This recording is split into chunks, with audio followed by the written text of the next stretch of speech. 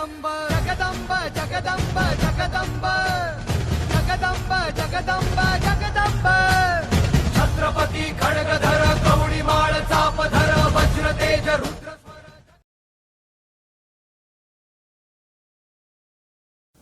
तूफानी तेज बारिश, चारों तरफ से सख्त पहरा। सिद्धि पूरी तैयारी से आया था, तभी अचानक आवाज आया, धड़ा। चारों तरफ से तोपें लगाई गई थी। किले पर गोले बरसने लगे थे, मगर तोपें छोटी थी, इसलिए गोले तटबंदी तक नहीं पहुंच पा रहे थे। दूसरे दिन जासूसों ने महाराज को बताया, महाराज महाराज, नीचे सिद्धि की सेना में बड़ी खुशी है, कोई नया सा यंत्र लाया है। महाराज समझ में नहीं पाया कि क्या है ये। देखा गया तो अंग्रेजों ने बड़े पल्ले की बड़ी तोहफे लाई थी, ऊपर यूनियन जैक भी बड़े मजे से पड़क रहा था। महाराज तिलमिला उठे, गद्दार अंग्रेज, अभी अभी हमसे वादा किया था किसी की मदद नहीं करेंगे, और अभी देखो तो तोपी लाकर खड़े हो गई है। क्या करें, मुश्किलें बढ़ती ही जा रही थी। देखा जाए तो इतनी बड़ी तोपों के सामने कितने दिन तक टिक पाती किले की दीवारें। किले पर का दाना पानी भी खत्म होते आया था। अब जरूरी हो गया था, कुछ तो निर्णय लेना ही पड़ेगा। तभी महाराज ने निर्णय ले लिया और अपने वकील गोपीनाथ पंत को बुलाया, सिद्धि जौहर के पास जाने को बोला। सिद्धि जौहर और गोपीनाथ पंत दोनों की मुलाकात भी हुई। गोपीनाथ पंत जैसे ही बाहर आए तो हर एक सरदार को मिलते मिलते जा रहे थे। उन्होंने बताया कि सिद्धि में क्या बात हुई। गोपीनाथ पंत बड़े ही अलग अंदाज से बोल रहे थे। मैंने बोला, जौहर साहब, आप तो बड़े जांबाज सरदार हो, महाराज को बड़े ही होशियारी से आपने किले पर बंद कर रखा है। मार्च महीने से लेकर अब तो जुलाई भी आ गया, मगर एक तो महाराज काफ़ी थक गए हैं और आपसे टकराना अब संभव नहीं लगता। ये बात महाराज के समझ में आ गई है। शिवाजी महाराज आपसे सुलह करना चाहते हैं। क्या? सभी सरदार चौंक गए। तो क्या जौहर साहब मान गए?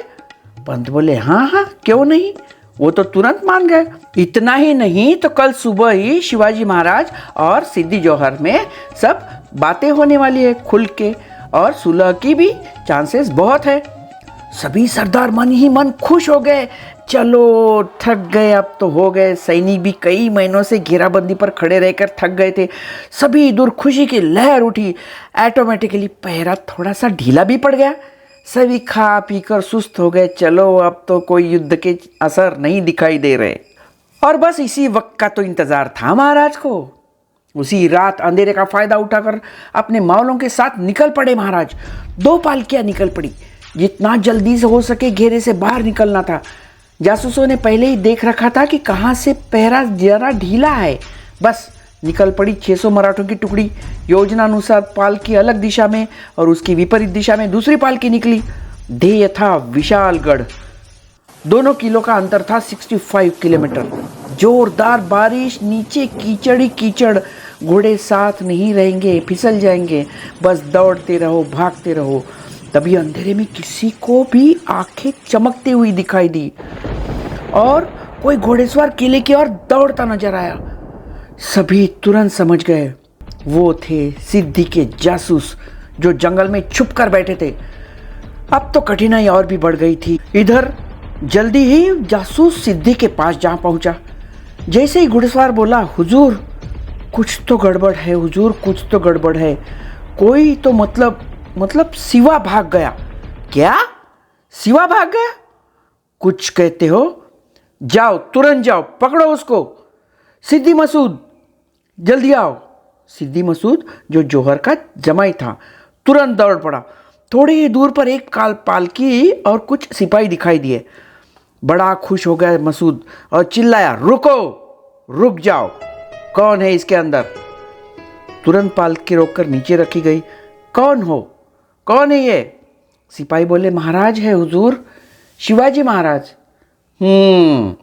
क्यों? चूहा भाग रहा था हमारे जेल से। चलो, जल्दी चलो, जौहर साहब के पास जल्दी चलना है। फिर क्या पेश किया मसूद ने। देखिए, हमने पकड़ा है सिवा को। किसी को यकीन ही नहीं हो रहा था, सिवा पकड़ा गया। पालकी में से उतरे व्यक्ति को पूछा गया, कौन हो तुम? हम है शिवाजी। सभी खुश थे। बड़े ही आसानी से पकड़ा गया शिवा के साथीदारों ने बोलना चालू कर दिया, सीधी साहब हमें माफ कर दो। लगे तो पनाला आप ले लो, सब कुछ ले लो, बस इधर उधर की बातें कर करके उन्हें उलझा कर रखना था सिद्दी को। तभी दौड़ते भागते फाजल खान मतलब अफजल खान का बेटा आया। हाफते हाफते बोला, देखते ही चिल्लाया, नहीं सरकार, ये शिवा नहीं हो सकता, हमको धोखा दिया गया है। मैंने बहुत ही करीब से देखा है शिवा को। क्या? जोर से चिल्लाकर बौखलाकर सिद्दी चौंक पड़ा। तुरंत तलवार निकाली और गर्दन पर लगाई। बोला, कौन हो तुम? जल्दी से बोलो। गंभीर समय पे भी चेहरे पर मुस्कुराहट थी। बोल पड़ा, मैं हूँ शिवाजी हूँ महाराज। मैं सिर्फ वो है शिवाजी भोसले और मैं हूँ शिवा काशिद, एक नाई बार्बर। क्या बकते हो? तुम्हें डर नहीं लगा? मारे जाओगे अब तुम। जोर जोर से हंसने लगा और जवाब दिया उसने, डरे? अरे डर किसका बात का? किस बात का डर? मारे जाने का? मैं मर रहा हूं मेरे राजा के लिए। वैसे भी जिया कैसे ये तो सभी भूल जाएंगे, मगर मरा कैसे ये बात इतिहास भी याद रखेगा। जिया हूं तो सिर्फ सामान्य जनता की तरह, मगर मुझे फक्र है कि मरूंगा तो शिवाजी राजा बनकर। क्या बकवास करते हो? सिद्दी गुस्से में तगमगाया और एक ही झटके में शिवा काशिद का गर्दन उससे शरीर से अलग हो गई। इतना स्वामी भक्ति होने के कारण ही स्वराज निर्माण हो सका। इधर दूसरी पालकी और उसके साथ मावले जोर लगाकर भागे जा रहे थे। हमेशा का मार्ग छोड़कर पुराना रास्ता जो बंद था उसे पहले ही सोच कर रखा था। महाराज एक कुशल सेनापति थे, युद्ध शास्त्र में निपुण। कहाँ से जाना, कौन कौन जाएगा, शस्त्र कौन से होंगे, सभी चीज़ों का बारीकी से अभ्यास किया था उन्होंने। वैसे महाराज के साथ दो शूर योद्धा थे जो इस इलाके के चप्पे चप्पे से वाकिफ थे। वे थे फुलाजी प्रभु देशपांडे और उनके भाई बाजी प्रभु देशपांडे। मराठों ने अफजल खान के वध के बाद पन्हाला और विशालगढ़ जीत लिया था। वहां के मावला इलाके वाले सैनिक थे बांदलों के ग्रुप कैप्टन रायजी नाइक और सर नौबत थे बाजी प्रभु देशपांडे। बहुत ही शूर, चौड़ा सीना, बड़ी बड़ी आंखों में महाराज के प्रति आदर और मन में उन्हें स्वराज्य प्रेम। ऐसा योद्धा देखते ही सामने वाला समझ जाएगा कि यह बड़ा ही अलग किस्म का देशभक्त है। 600 बांदल मावलों के साथ लक्ष्य था, बस कैसे भी करके विशालगढ़ पहुंचना है। रात से बिना खाए पिए पानी की एक बूंद तक नहीं, ऊपर से बारिश, नीचे में कीचड़। क्या भयानक परिस्थिति थी, अपने सोच के बाहर की बातें हैं। तभी दूर घोड़ों की आवाज आने लगी। अंदाज बिल्कुल ही सही था। सिद्दी की फौज नजदीक आती जा रही। अब परिस्थिति और भी कठिन थी। अभी तो 35-40 किलोमीटर पहुंचे थे पांडरपानी तक, बीच में घोड़खिंड और बाद में खुला मैदान। सिद्दी की 15-20 हजार की फौज और यहाँ सिर्फ 600 मावले। बाजी रुके महाराज, अपनी योजना अपने को बदलनी पड़ेगी। खुले मैदान में हम इतनी बड़ी फौज का सामना नहीं कर सकते महाराज। मेरी सुनिए, आप 300 मावलों को साथ लेकर आगे बढ़ जाइए।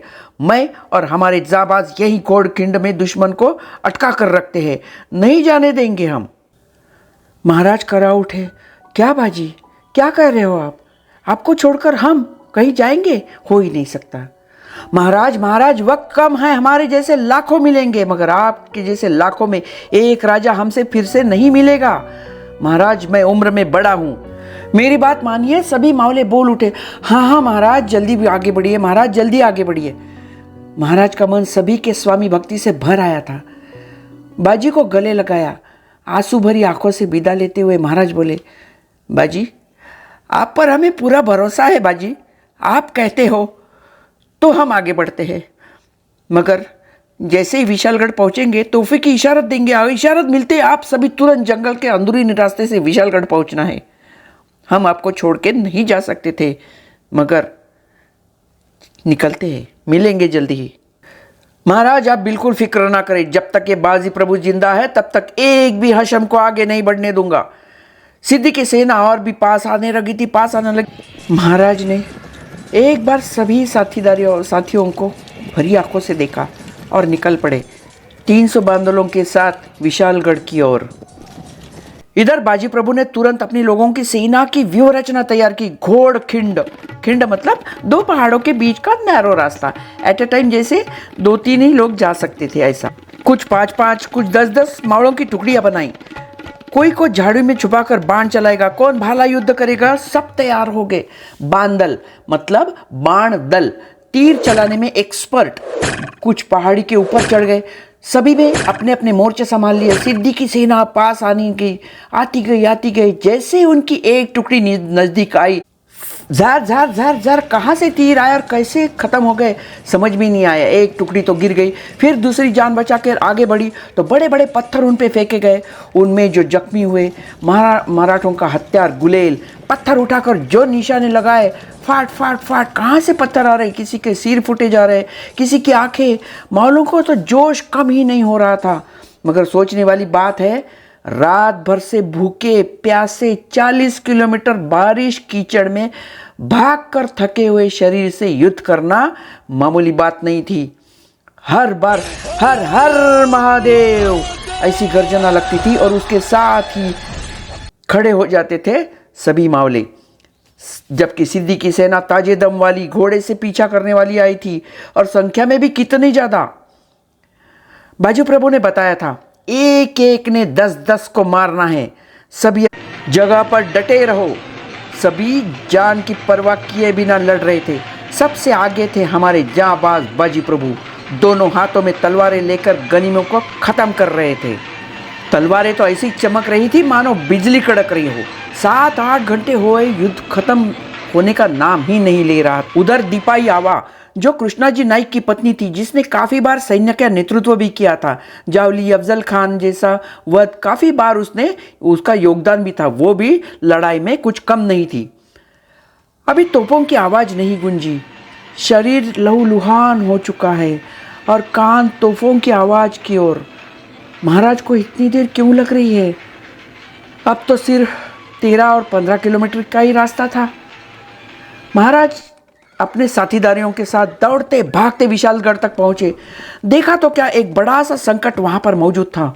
सूर्य और दलवी जो आदिल शाह का सरदार थे, उन्होंने विशालगढ़ को घेराबंदी करके रखी थी। फिर से युद्ध करके काफी समय के बाद घेराबंदी तोड़कर कुछ मावलों के साथ लेकर महाराज किले पर पहुंचे। तुरंत दौड़ते हुए बताया, जल्दी जाओ, तोपों को बत्ती दो, हमारे साथीदारों को इशारत करो।